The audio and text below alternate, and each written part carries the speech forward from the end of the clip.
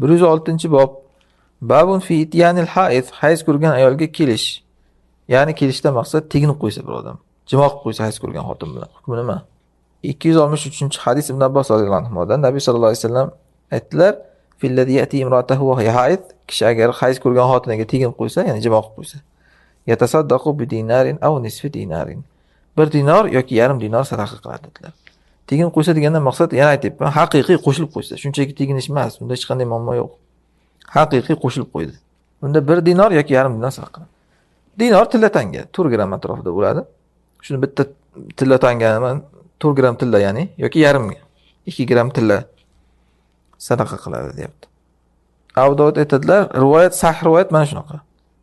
Ya'ni 1 dinor yoki yarim dinor deb ana shu yoki deb kelgan.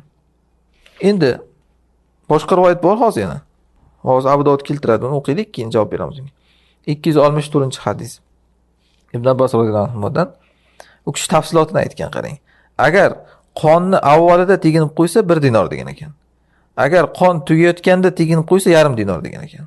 Abu Dovud aytadi, Ibn Jurayj Abdul Karimdan Miqsamdan shunaqa rivoyat qilgan. Bu Ibn Abbos o'zining so'zi. Rasululloh sollallohu alayhi vasallamning so'zi emas. Ya'ni yuqorida 1 dinor yo yarim dinor deb keldi-ku. Xo'p, qachon 1 dinor, qachon yarim dinor? Ibn Abbos shuni tafsilotini aytayapti.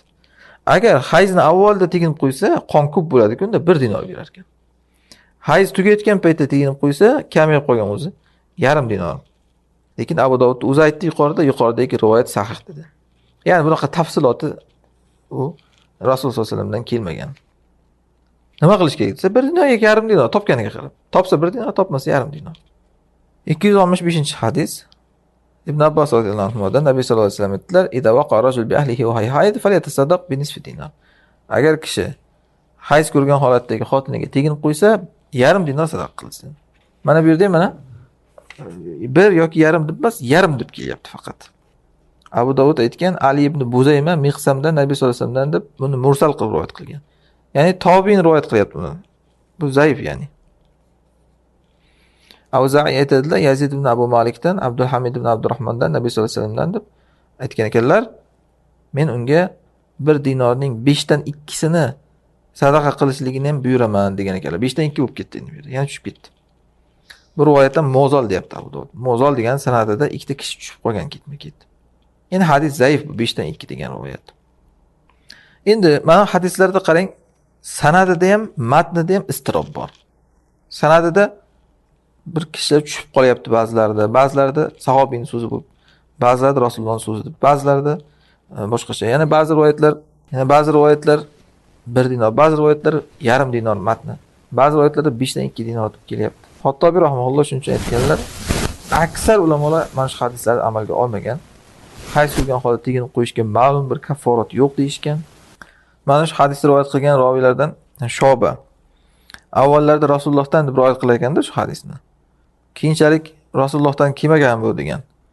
Keyin Shobadan so'rashgan ekan. Avvallar siz Rasulullohdan deb aytadingiz-ku desa, jinni bo'lganman endi degan ekan. Ya'ni hadis zaif bu. Sahih deb o'ylaganimda jinni bo'lganman degan ekan. Hadis zaif xullas ya'ni. Ammo endi fazoil amal bobida buni keltirilyapti. Vojib demasak-da, vojib deyilmasak-da, har holda inson bir yomon ish qilib qo'ysa qilish kerak-ku. Kaforat o'laroq. Shuning uchun hayz ko'rgan paytda shunaqa qilib xotiniga teginib qo'ysa, istig'for etib tavba qilib sadaqa qilishligi kerak. Atbi sayyatil hasanati tamhuha degan bobdan. Ya'ni yomonlikni ketidan yaxshilikni qilib o'chiradi uni. Biz lekin unga buni shuni qilsang gunohing kechirilib ketadi deya olmaymiz. Chunki kaforat sobit bo'lmadi bu. Agar kaforat sobit bo'lganda shunda deyilardi. Ammo umid qilamiz. Allohning fazl marhamatidan yaxshilik qil, yomonlikdan keyin inshaalloh Alloh kechiradi. Istig'for et deyiladi. Bu qilgan kishiga. Ammo bir kishiga qilaver, mamnun qilasan, keyin o'chirilib ketadi deyilmaydi. Bu hiyla, o'yin qilish bu.